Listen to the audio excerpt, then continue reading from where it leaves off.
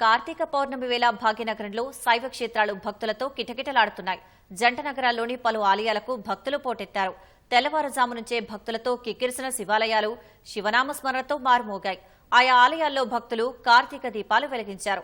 కూకట్పల్లిలో పెద్ద ఎత్తున భక్తులు ఆలయానికి చేరుకుని స్వామివారికి 30,065 ఒత్తులతో దీపాలు వెలిగించారు.